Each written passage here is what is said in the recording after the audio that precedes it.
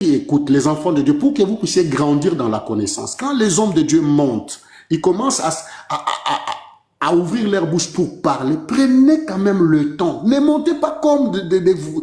Prenez le temps d'écouter. Qu'est-ce que l'Esprit est en train de vouloir vous dire et vous amener où? C'est très important. Mais il ne faut pas simplement venir dans le verbiage, poser des questions qui n'ont ni tête ni queue. On vous pose la question, est-ce que les 10 commandements là, vous les observez? Oh non, il ne faut pas me parler. Mais est-ce que nous, les goïms, nous pouvons expliquer la Bible à un juif? J'ai toujours posé cette question-là. C'est pas parce que les autres là, même toi-même, toi et Verlastic, on en avait parlé, j'ai dit, est-ce que nous, les goïms, nous pouvons prendre la Torah et expliquer ça à un juif? Mais nous devions être des malades. Un juif tu vois la Torah là, c'est leur nourriture de chaque jour. Est-ce qu'un goïm comme moi, je peux prendre la Torah et expliquer ça à un juif? Frère, à un certain moment, nous sommes malades, nous sommes des orgueillés. Sur ce, je nous dis shalom, que Dieu nous bénisse. Fils du frère, je demande pardon par rapport à tout ce qui s'est passé. Comme tu as toujours été patient, il faut toujours continuer à patienter. Au reste, que le Seigneur vous bénisse. Shalom.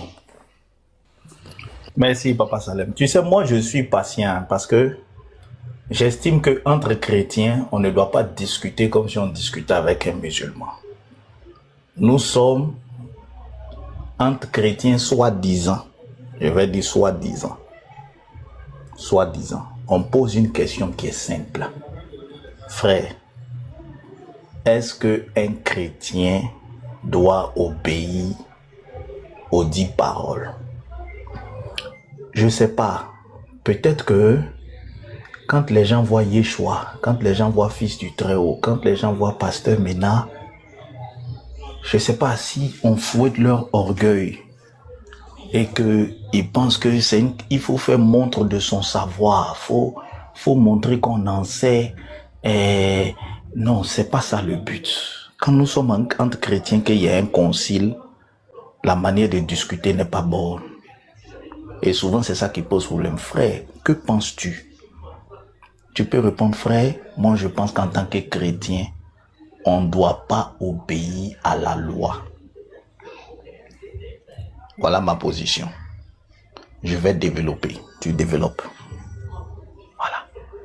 Mais le problème, comme les gens sont rusés et rusent avec les Écritures, ils ne veulent pas donner une position tranchée, de peur que quand ils vont donner une position et que tu vas développer et que ton contre-argument va les coincer, il n'y a plus d'échappatoire. Il ne peut plus revenir pour dire non, non, non, non, non, non, non. Donc, il faut répondre de manière floue.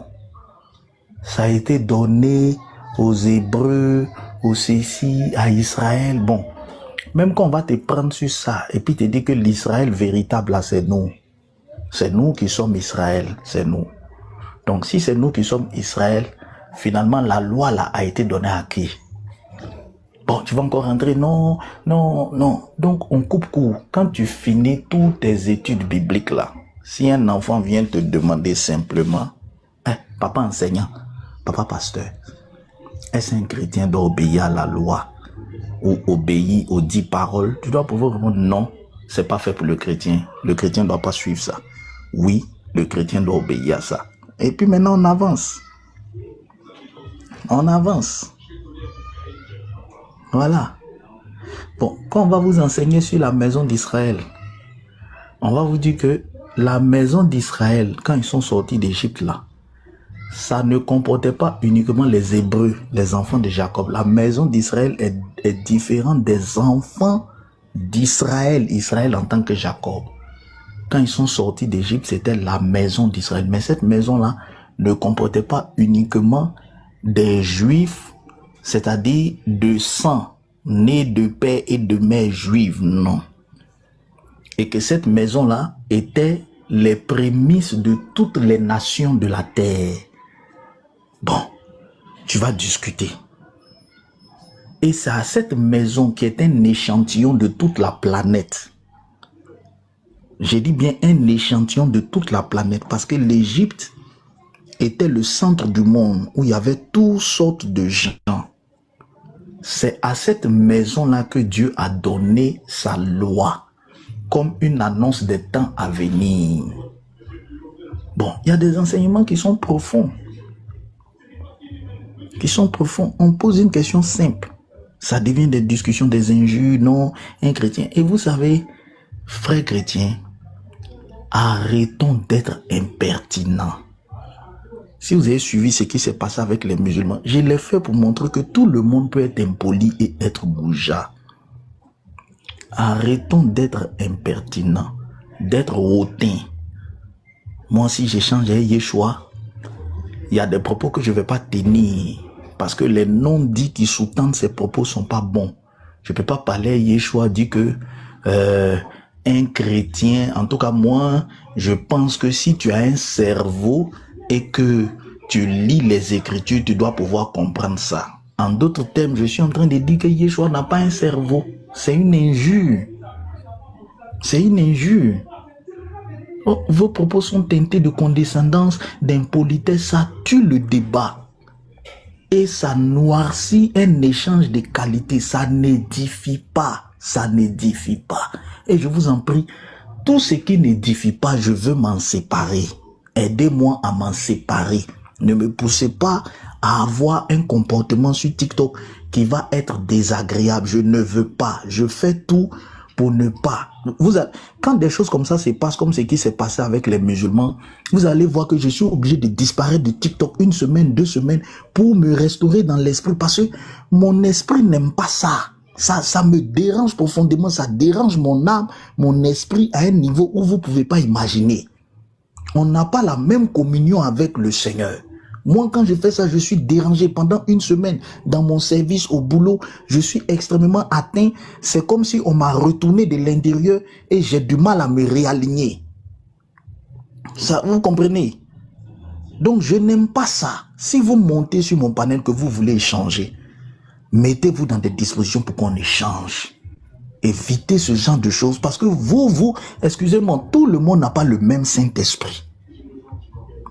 Il y a des gens, quand l'injure sort de leur bouche là, ils ne savent pas quel impact, ils ne ressentent pas l'impact que ça fait. Parce que je ne sais pas quelle communion ils ont. Ils peuvent souiller leur langue et puis dormir à 37 degrés. Moi, je ne suis pas comme ça. Voilà, moi quand je me souille comme je me suis souillé tout à l'heure avec le musulman, ça me prend beaucoup de temps pour me retrouver, pour me réaligner. Et c'est pour ça que j'évite beaucoup de discussions. Vous me voyez, je ne monte pas sur les panels des gens. On n'a pas le même esprit. Donc vraiment, je vous demande vraiment pardon. Si vous voulez échanger, faisons tous un effort pour avoir un bon ton, dans le respect, une bonne atmosphère, surtout si nous sommes entre nous chrétiens. Surtout, je vous en prie. Voilà, on va accueillir les autres frères. King Vebes, il y a le frère Ber qui est là. Professeur Shalom, bonne arrivée, professeur. Shalom. Shalom à tous. Merci. Le frère Ber. Bonjour, fils d'être. Bonjour King, comment vas-tu? Il y a le frère Ber qui est là. Professeur, pardon, faut gérer le panel hein, parce que je suis un peu occupé. Faut gérer le panel. Vas-y, le frère. Est-ce que vous permettez que je puisse poser une question? Je ne sais pas si ça a été déjà posé, je ne sais pas ce qui s'est passé avant, mais juste une question dans ces thèmes-là. D'accord, après le frère Ber, s'il te plaît. Comme ça, tu poses ta question. Vas-y, le frère Ber, vas-y. Shalom à vous. Shalom à tout le monde.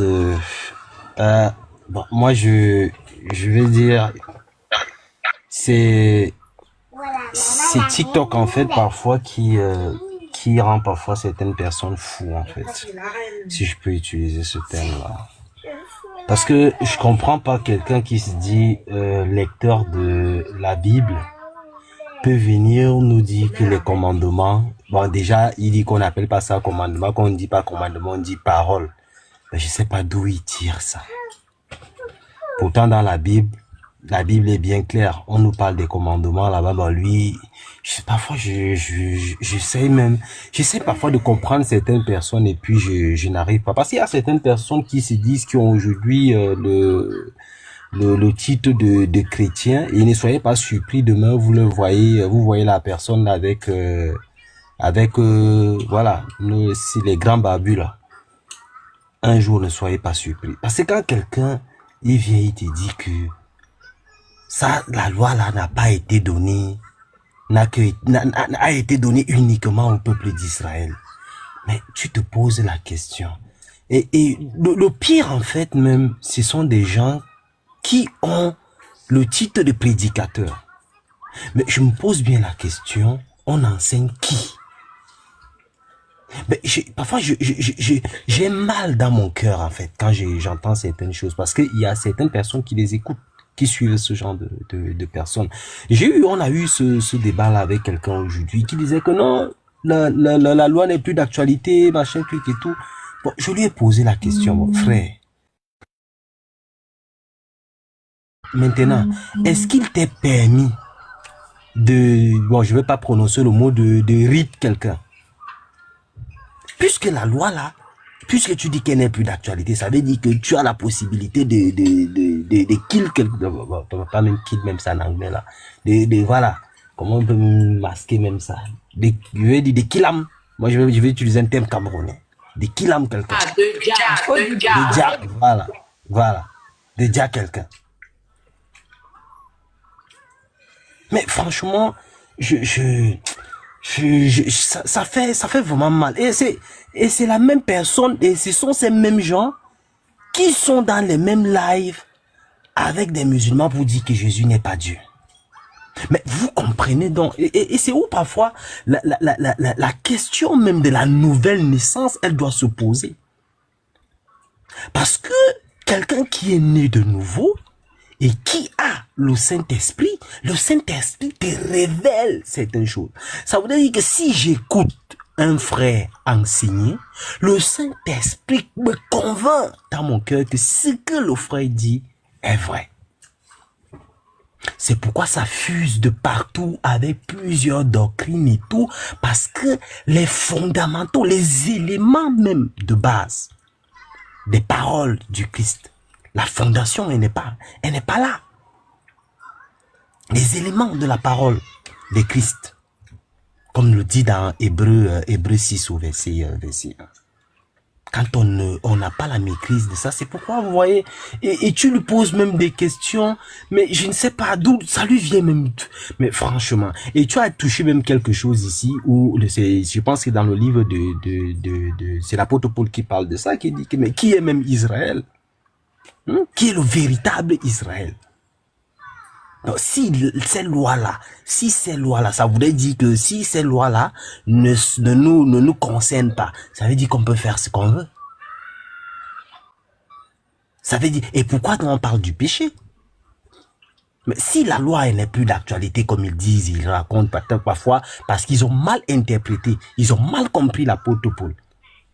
Ils ont mal compris l'apôtre Paul, où la loi n'est plus d'actualité, et plusieurs personnes sont dans cette lancée, dans cette dynamique là où on dit la loi n'est plus d'actualité, la loi n'est plus d'actualité. J'entends tellement ça dans notre communauté. Je me pose, il y a un sérieux problème. Il y a un sérieux problème. Donc franchement, moi ça me touche un tout petit peu, et surtout les gens qui les écoutent. Parce qu'il y a des gens qui les écoutent. Franchement. Moi, mes frères, moi, je vais vous laisser la parole parce que l'autre, là, parfois... Mais Christ lui-même, dans Matthieu 5, au verset 17 à 19, dit, ne croyez pas que je suis venu pour abolir la loi ou les prophètes. Je suis venu non pour abolir, mais pour accomplir. Donc, on met encore en question les propos du Christ. Que vous dites que vous suivez Jésus, et vous mettez en question ses propos. Parce que dire que la loi n'est plus d'actualité, c'est mettre en question cette écriture-là. C'est mettre en doute cette écriture-là. Donc, Christ est venu nous mentir alors? Mais franchement, soyons sérieux. Soyons sérieux. Soyons sérieux, et cet enseignement-là, je ne sais pas, ça ne peut que venir de l'autre, hein, parce que cet enseignement-là, les apôtres n'ont jamais enseigné ça. Aucun apôtre ne s'est levé pour dire que la loi n'est plus d'actualité. Hein? Même l'apôtre Paul, même qui était l'apôtre des païens, comme on l'appelle, hein? L'apôtre des païens, lui-même là, n'est pas venu un jour dire que cette loi-là, elle ne nous concerne pas. Mais comme vous êtes les super apôtres, vous venez avec votre évangile, vous venez avec un autre évangile. Faites donc attention. Faites attention. L'apôtre Jacques dit, ne soyez pas nombreux à enseigner. Le problème aujourd'hui, c'est que nous sommes nombreux. Nous, les prédicateurs de TikTok, nous sommes nombreux. Et c'est chacun pour sa doctrine. C'est chacun qui vient avec sa part, c'est-à-dire, ça fuse de partout, en fait. Franchement, vraiment, les frères et sœurs qui nous écoutent, soyons comme les frères de Beurret. Examinons les Écritures. Faites attention à tous ces prédicateurs de TikTok là qui se lèvent là tous les matins là parce qu'on a un peu d'internet, on a eu un peu de temps ou alors on a mangé un bon gari ou bien un bon attiéké ou bien quand le ventre est plein, on se met devant une caméra et puis on commence à balancer du n'importe quoi parce qu'on est rassasié. Parce que quand quelqu'un qui a faim là, il ne peut pas se lever le matin et venir raconter du n'importe quoi. Bon, mes frères, je vais m'arrêter là. Ok, je pense que je pourrais poser ma question si possible. Oui, vas-y, si tu as une question, vas-y, on écoute. Merci beaucoup. Donc, je ne sais pas ce qui s'est passé, hein, donc j'ai juste entendu ce qui se parle par rapport à la loi et j'ai une question à mes frères. Parce que je comprends, il y en a certains qui disent que la loi a été abolie ou bien c'était la fin de la loi, l'avènement du Christ. Et certains disent que la loi existe jusqu'à aujourd'hui, jusqu'à de nos jours. Aucune loi ne passera. Alors j'ai un verset plutôt, Deutéronome 21, 18, 21, qui dit: si un homme a un fils indocile et rebelle, n'écoutant ni la voix de son père, ni la voix de sa mère, et ne les obéissant pas même après qu'ils l'ont châtié, les pères et la mère les prendront et les mèneront vers les anciens de sa ville et à la portée des lieux où il demeure. Ils diront aux anciens de sa ville: voici notre fils, qui est indocile et rebelle. Ils n'écoutent pas notre voix et ils se livrent à des excès et à l'ivrognerie, et tous les hommes de sa ville les lapideront.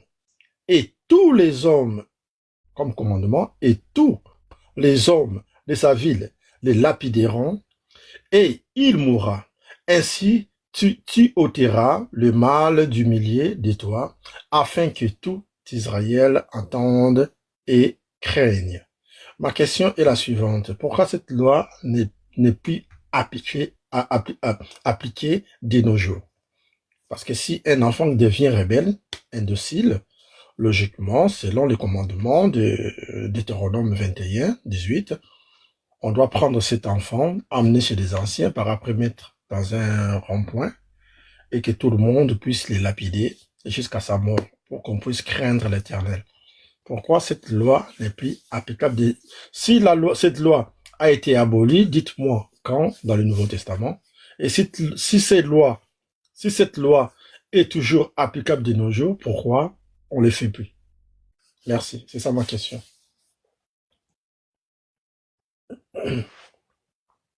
Ok, moi j'ai bien compris ta question, hein. Mais lorsque vous posez des questions avec des affirmations, en fait, c'est de là que viennent tous les problèmes. Lorsque vous posez des questions avec des affirmations à l'intérieur, moi, je serai obligé de te ramener ta problématique. Lorsque tu dis pourquoi cette loi n'est pas applicable aujourd'hui, d'où tu sors que c'est pas applicable aujourd'hui? D'où tu sors ça, en fait? Tu vois, tu Ça, poses une question sous la base de toi-même ta propre. Oui, tu le sors. Oui, d'où tu le sors, en fait? Je le sors par rapport à la logique. De nos jours, je ne vois personne sortir son gosse parce qu'il est devenu impoli, rebelle, et puis qu'on puisse les lapider. Ça se fait plus. Personne ne l'applique. Mais alors qu'il y a toujours des enfants rebelles qui se rebellent contre leurs parents, est-ce que ces enfants sont tués? La réponse est non. Donc pour toi, donc, tu vois, c'est ça, c'est ce que moi j'appelle aller contre la parole de Dieu. Donc pour toi, peut-être tu as vu une famille où un enfant s'est rébellé. Ici, tu vas me dire, qu'est-ce que tu comprends de se rebeller? Tu vas me dire, qu'est-ce que tu comprends de ça? Mais ça viendra après. Mais pour toi, parce que tu as vu un enfant se rebeller contre ses parents et que les parents n'ont rien fait, conclusion, ce que Dieu a dit là, on ne met pas en pratique. En fait, c'est là que moi, mon problème vient avec cette idéologie-là. C'est pas parce que toi, tu ne mets pas en application que la parole de Dieu, ça la détourne. C'est pas parce que le professeur ne met pas, même si tu me demandes par exemple, je prends un exemple banal, est-ce que toi tu peux lapider une femme qui a commis l'adultère? Parce que peut-être le professeur va dire non, pour toi, ce que Dieu a dit là, ce n'est plus valable. Or, c'est ce que les gens du premier siècle faisaient et que le Seigneur écartait. C'est cette compréhension, leur compréhension qu'ils veulent ajouter à la parole de Dieu, qui s'oppose à la parole de Dieu. C'est ce que le Seigneur voulait retrancher. Ce n'est pas parce que tu vois aujourd'hui les gens ne mettent pas en application qu'automatiquement la parole de Dieu n'est plus valable. Dans ce cas, allons tuer. Si tel est le cas, il y a des gens qui tuent, non? Allons-y tuer. Il y a des gens qui commettent l'adultère. Allons commettre l'adultère. Il y a des gens qui couchent avec leur maman. Allons-y. Elle n'est plus valable. Vu qu'il y a des gens qui font selon la même logique, allons le faire. Ça veut dire que la loi de Dieu n'est plus valable en ce sens-là. La loi de Dieu est claire là-dessus. Ce n'est pas parce que nous ne mettons pas en pratique que cette loi-là n'est pas valable. Oublions ce principe-là. Parce qu'aujourd'hui, c'est dans ça que la plupart des hommes s'inscrivent. On t'a dit, tu vas l'envoyer devant les anciens. Je vais prendre, par exemple, les anciens dans une assemblée appelée aujourd'hui église. Et que cet enfant-là, il se rebelle. Tu vois que il devient un danger pour la société. Il devient un danger pour la famille. L'Éternel dit de retrancher. C'est comme si un policier voit un braqueur, il le laisse partir. Parce que se rebeller là, ça prend beaucoup de choses en compte. Hein. Il voit un braqueur qui est là, et tu demandes au policier là, non, laissons-le partir. La parole de Dieu dit, on doit le lapider. Or, la lapidation de nos jours là, on va la battre avec nos âmes. On doit éliminer ce défaut-là du milieu du peuple. On doit l'enlever du milieu du peuple parce qu'il n'est pas une sécurité pour les autres. La parole de Dieu est claire. Ce n'est pas parce que les gens ne pratiquent pas que toi tu vas dire que ce que Dieu a dit là, ce n'est pas valable. Dieu a dit, alors nous disons amen à ça et nous devons assumer. En tant que fils de Dieu, nous devons assumer cela. Voilà, voici ce que je peux dire en quelques mots. Pour moi, c'est valable aujourd'hui. Tout ce que vous voyez dans la Bible, tout est valable aujourd'hui. En tout cas, concernant la loi, là, tout est valable aujourd'hui, en ce qui, moi, me concerne. Voilà, voici ce que je peux répondre par rapport à ta préoccupation. Je ne sais pas si tu as un rebondissement. Que je retienne Aujourd'hui, si j'ai un enfant impoli, un enfant qui est rebelle dans la maison, je peux amener dans un coin et appeler les gens pour les lapider. Est-ce que je peux les faire? Moi, je veux que tu sois pragmatique et direct. Est-ce que je peux le faire? Puisque la loi, dans la Bible, la loi, mais c'est ce que la loi me dit Attends, de faire. tu as dit quoi? J'ai pas bien saisi. Est-ce que tu peux répéter? Tu peux répéter la partie, j'ai pas bien saisi, s'il te plaît. J'ai dit, la loi me dit, si j'ai un enfant rebelle, je dois le sortir de la maison et amener vers les anciens, et par la suite que cet enfant soit lapidé. C'est ce que la loi dit. Lapidé jusqu'à la mort, pour qu'on puisse craindre le Seigneur. Tu vois? Ça va donner la crainte à Dieu, parce que cet enfant, le fait qu'il a désobéi ses parents, donc cet enfant n'est pas un modèle à suivre. Tu vois? Et donc, c'est-à-dire que cet enfant n'a pas respecté la loi de l'Éternel. C'est la raison pour laquelle il doit être tué pour donner, on va dire, la crainte de l'Éternel par rapport aux autres personnes, aux autres enfants. Maintenant, moi, je j'aimerais que tu sois direct. Est-ce que on peut tuer des enfants aujourd'hui qui sont rebelles? La réponse sera non, cher frère. Professeur, tu peux me donner une pourquoi non? Professeur, Pourquoi tu réponds à ma place? Pourquoi tu réponds à ma place? professeur, Tu poses une question. Oui, Yeshua, il vient. Non, il a répondu à ma place. Moi, je réponds oui. Maintenant, qu'est-ce que tu appelles un enfant rebelle? Est-ce qu'un enfant rebelle, c'est celui-là que le père dit va acheter quelque chose à la boutique et qui dit papa, je suis fatigué? Pour toi, c'est celui-là qu'on doit tuer. On va entrer dans le fond du débat maintenant. Tu vas savoir ce qu'est un enfant rebelle et toi-même, tu vas dire tuons-le. Toi-même, tu vas dire ça devant les gens ici. Toi-même, tu vas dire tuons-le. C'est quoi pour toi un enfant rebelle? Vas-y. Quand cela détient un enfant rebelle, par exemple, un enfant qui insulte ses parents, un enfant qui n'obéit plus à ses enfants, à ses parents plutôt, un enfant qui est devenu un voyou, hein, et cet enfant fait la honte de la famille, qui ne veut rien entendre, c'est un enfant rebelle. D'une manière succincte. Donc un enfant qui est paresseux, par exemple, qui ne veut rien apprendre, c'est un rebelle. Non, je n'ai pas parlé de la paresse jusqu'à là. Mais tu dis qu'il ne veut rien apprendre. Oui, j'ai parlé de désobéissance dans le sens que cet enfant commence, par exemple, à insulter ses parents. L'enfant devient un voyou.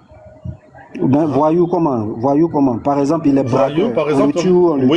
Oui. Non, on ne tue pas. Je ne sais pas comment est-ce que tu peux le tuer. Tu laisses un braqueur, c'est ça? Mais, tu laisses un braqueur, c'est ça ma question. C'est que de nos jours, pourquoi personne ne tue son enfant?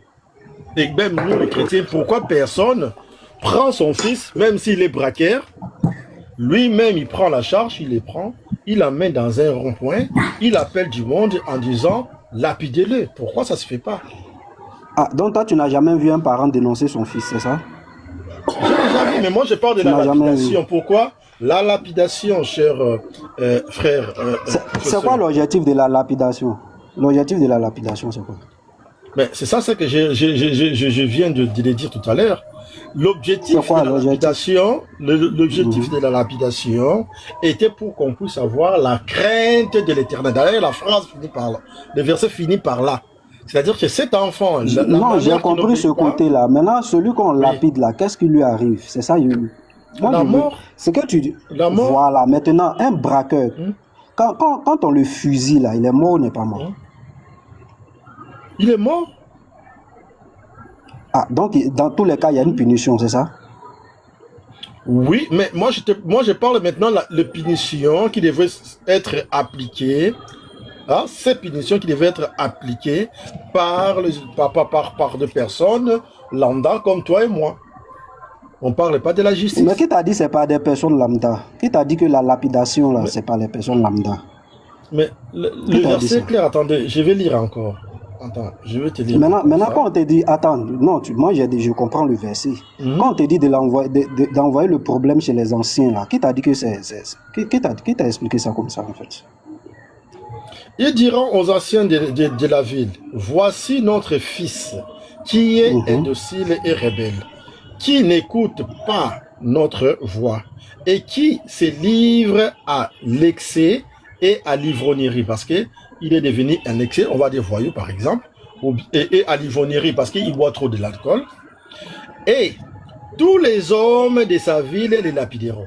Tous les hommes, c'est des personnes. Voilà. lambda. Maintenant, avant de passer à la lapidation, on va où? Devant les anciens. On va devant De les sa anciens. ville. Les anciens de On sa va ville. devant. Ok, on va devant les anciens. Maintenant, on dit il n'obéit pas à notre voix. Mhm. Ça veut dire qu'il tue, non? Par exemple. Oh. Possible, oui, il est annexé, il est Non. tué, oui. Parce que si tu vas accuser quelqu'un, il faut que toi-même tu sois en mesure d'obéir à la loi. Ça veut dire qu'il tue, non? Par exemple. Possible, oui. Ça veut dire qu'il viole des femmes, par exemple. Oui, je suis d'accord avec toi. Mais c'est quoi le problème? Mon problème est Professeur, au attention, niveau... professeur, s'il vous plaît, attention au mot V ou bien Ja, s'il vous plaît. Ah, d'accord, ok. Oui, il n'y a pas de souci. Bon, professeur, vous Maintenant, m'accordez c'est quoi le souci? une petite Bon, il y a motion. Yeshua qui voulait une motion, je ne sais pas. Voilà, on donne la motion de Yeshua. Juste dit que je dois couper dans quelques minutes. On donne la Tu motion. mens. Tu mens. Yoshua. Yoshua, vas-y, j'aimerais bien écouter. D'accord, ce que t'as à Yeshua. dire. Yeshua, vas-y. C'est trop facile. Tu as laissé l'affaire lancer et puis tu as coupé comme ça, 2 minutes. Je suis d'accord avec toi. Hein. Il ne dit pas la vérité. Vas-y. En tout cas, moi, je suis d'accord avec professeur. Et il y a ma motion, c'est celle-ci. Et quand tu as posé la question à King the Best, quand tu as posé la question à professeur, pour ça a été clair. Il a dit que si c'est lui, c'est appliqué. Direct. Il a dit sans ambiguïté, c'est appliqué. Mais quand tu as pris la parole, tu lui as reposé la question pour lui dire, je veux que tu me dises de façon claire. Et pourtant, au départ, il a été très clair. Il a dit, si c'est lui, c'est appliqué de façon directe. Il n'y a pas de demi-mesure. Il a dit ça clairement. Maintenant, il y a quelque chose qu'il faut comprendre, frère King the Best. C'est que lorsqu'on lit les textes bibliques, par exemple, lorsqu'on va par exemple parler du mot qui se trouve dans les versets où on dit que l'enfant, c'est un enfant rebelle, le texte ne dit pas simplement que l'enfant a désobéi de façon simple, ou un enfant innocent, ou bien un enfant qui atteint un certain âge où les enfants sont souvent un peu turbulents. Et il y a 3 mots qui sont utilisés dans le texte. Et il y a le mot sorère, et il y a le mot moraire, et il y a le mot zolel vesovet. Obstiné et révolté. C'est-à-dire, cette personne-là, cet enfant-là, transgresse les lois de Dieu. Deuxième point, il va refuser toute autorité.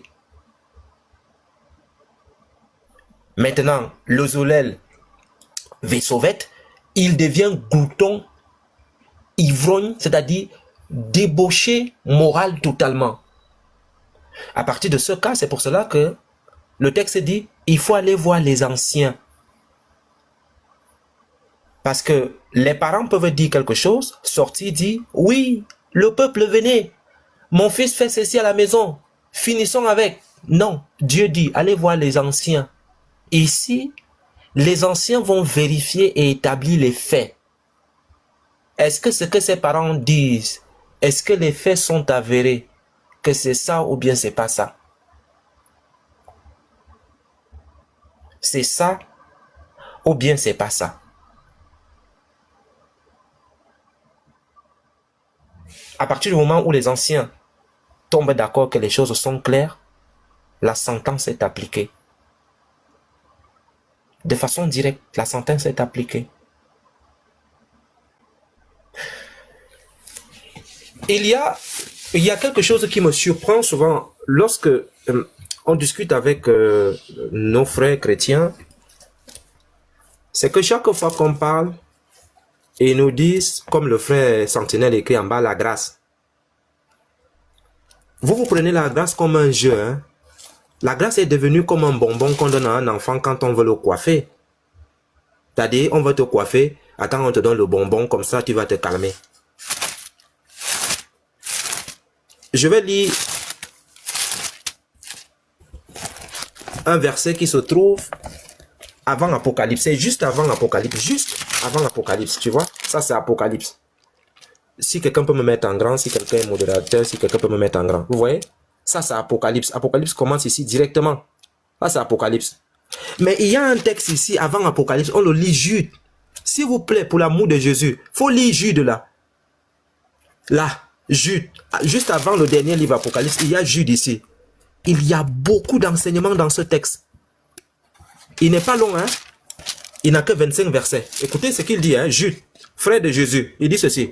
Jude, serviteur de Jésus-Christ et frère de Jacob. De Jacques, autant pour moi. À ceux qui ont été appelés, qui sont aimés en Dieu le Père et gardés pour Jésus-Christ, que la miséricorde, la paix et la charité vous soient multipliées. Ici, Jude a le Saint-Esprit, hein, c'est le frère du Christ. Ça ne se trouve pas dans Actes, c'est Jude. Il dit ceci. Bien-aimés, comme je désirais vivement vous écrire au sujet de notre salut commun, je me suis senti obligé de le faire afin de vous exhorter à combattre pour la foi qui a été transmise aux saints une fois pour toutes. Car il s'est glissé parmi vous certains hommes dont la condamnation est écrite depuis longtemps.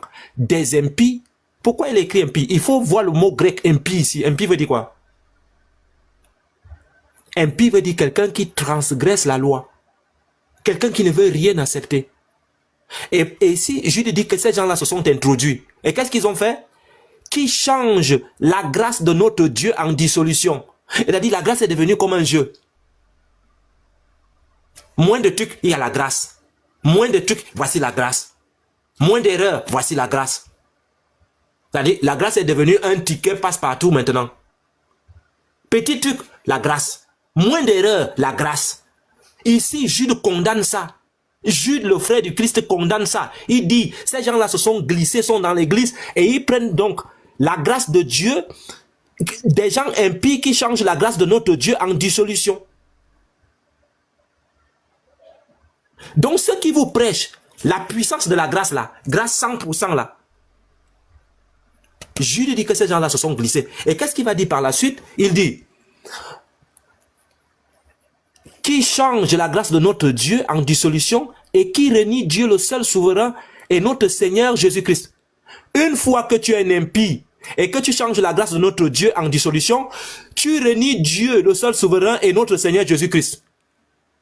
Une fois que tu as changé cette grâce en dissolution et que tu es un impie, tu n'as rien à voir avec Dieu et tu n'as rien à voir avec Jésus. Parce que dans Jérémie, Dieu dit, je mettrai mon esprit en eux.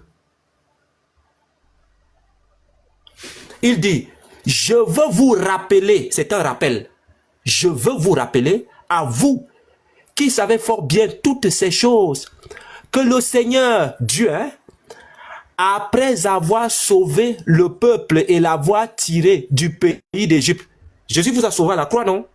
Vous êtes sortis de la croix, non? Jésus a tout accompli à la croix, non?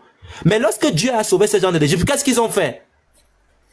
Il fit ensuite périr les incrédules. Ce qu'il a cité ici, c'est qu'ils prennent la grâce là. Il dit ici que j'espère que vous vous rappelez de ce qui s'est passé en Égypte. Lorsque Dieu a sauvé ces gens en Égypte, qu'est-ce qu'ils ont fait? Et qu'est-ce que Dieu a fait? Il les a frappés fort. Fit ensuite périr les incrédules, qu'il a réservés pour le jugement du grand jour, enchaînés éternellement par les ténèbres. Les anges qui n'ont pas gardé leur dignité, mais qui ont abandonné leur propre demeure, que Sodome et Gomorrhe et les villes voisines, qui se livrèrent comme eux à l'impudicité et à des vices contre nature,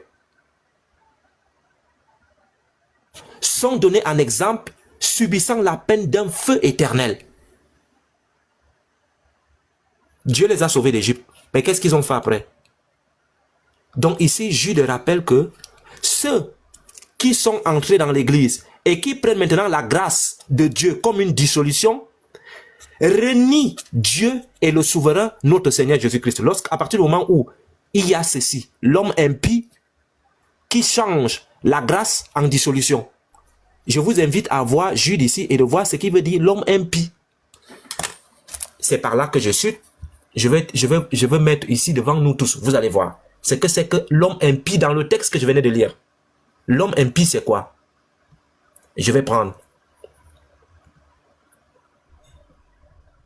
Nous allons voir ce qui veut dire impie en grec.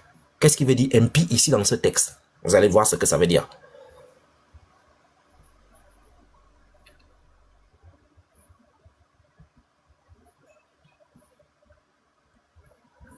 Jude, voilà. Jude, chapitre 1, verset 3. Je vais mettre ici et puis, voilà. Au sein, car il s'est glissé parmi nous, des gens qui ont la condamnation, des impies, là, impies, juste ici. Je tape, je viens donc à impie ici, là, impie. Là, les impies. Et puis,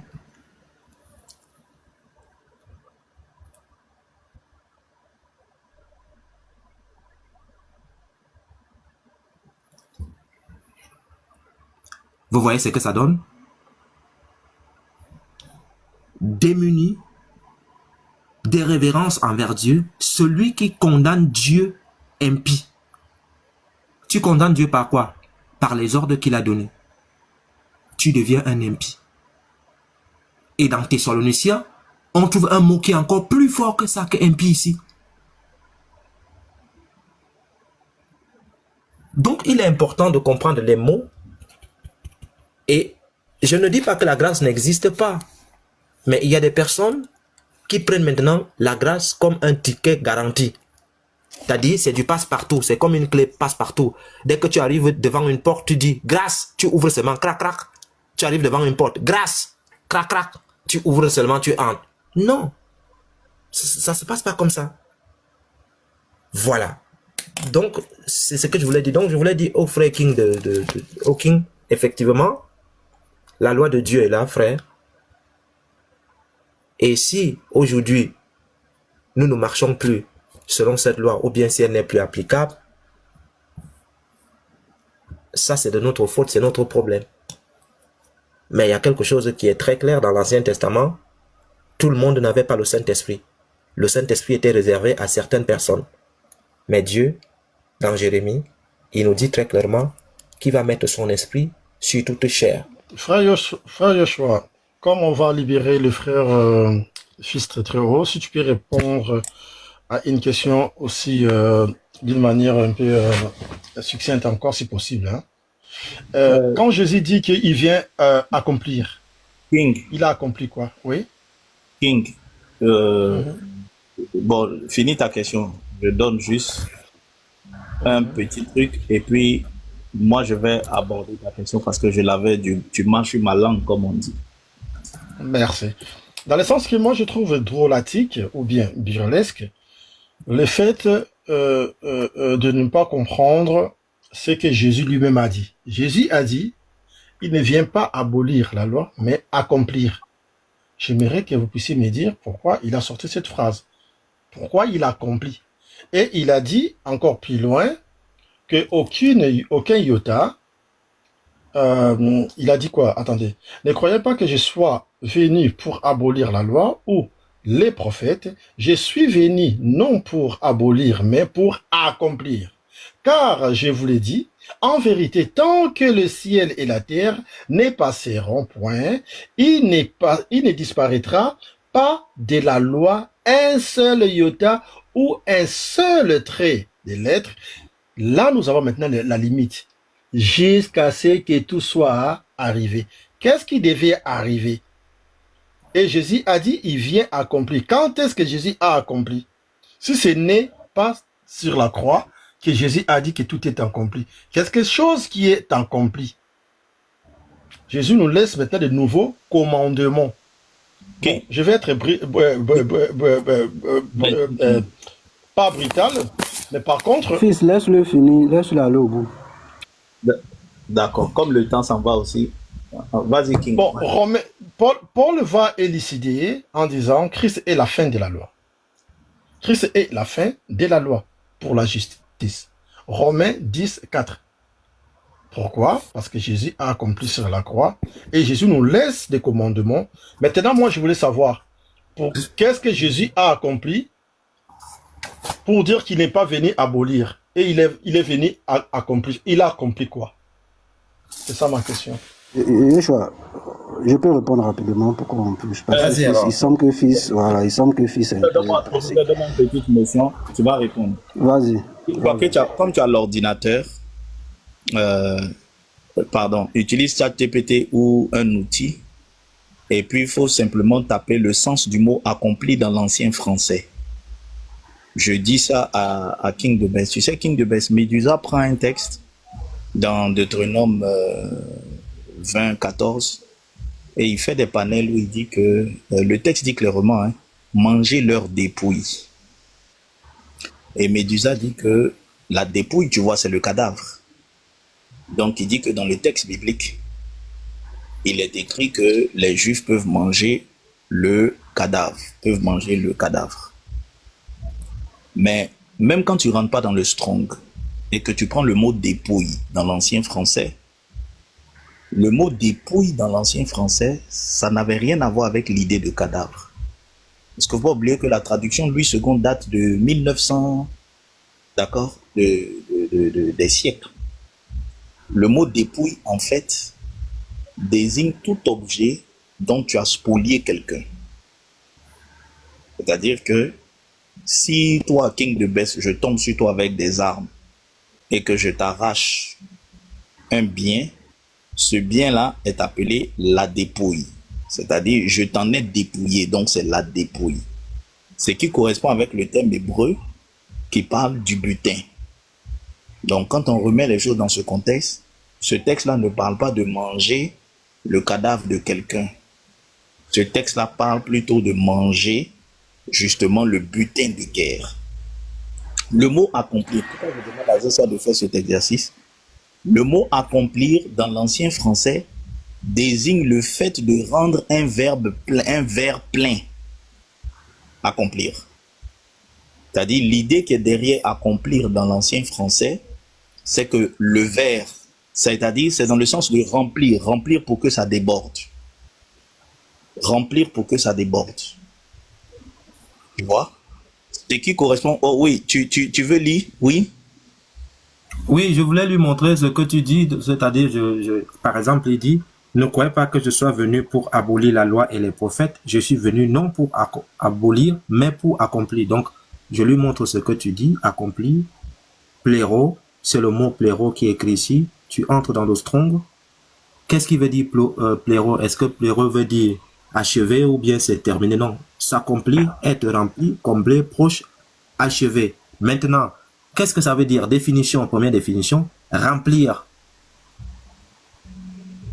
C'est-à-dire remplir jusqu'au bord. Voilà, donc je complète pour lui expliquer rapidement. Qu'est-ce que Jésus est en train de dire? C'est pour ça que abolir et accomplir sont dans le même texte. Elle dit, Jésus explique aux Juifs... L'anglais, c'est mieux rendu. Hein. Le mot anglais est beaucoup plus véritable pour nous, fulfill. Voilà. Le mot, c'est fulfillment, c'est-à-dire remplir à bâbord. Voilà, Jésus est en train de dire à ses disciples que je ne suis pas venu vider le peu qui est là. La Torah que Moïse vous a donnée, je ne suis pas venu la vider. Mais je suis venu la compléter pour qu'elle soit pleine. Parce que le verre n'était pas plein. Et c'est ce qu'il faisait dans ses enseignements.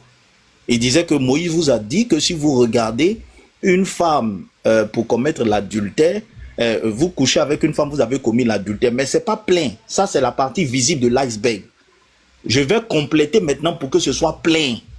Il vous a donné seulement une partie du film. Je vais vous donner la suite du film. Et ça correspond au Deutéronome 29. Ça correspond... Vraiment, il y a toutes les correspondances quand vous comprenez la loi. Donc, il va dire non, non, non, non. Ça, c'est la partie visible de l'iceberg. Il ne vous a pas tout expliqué. Pour compléter ce texte, moi, je vous ajoute qu'en réalité, quand vous regardez la femme, même pour la convoiter, vous avez déjà commis l'adultère. Donc, Jésus, Yeshua, tout son ministère, l'idée qui était derrière, c'était que la loi que Moïse vous a donnée n'était pas pleine. D'ailleurs, cette idée-là dans le judaïsme est très prononcée. C'est pour ça que tu as la conversation avec la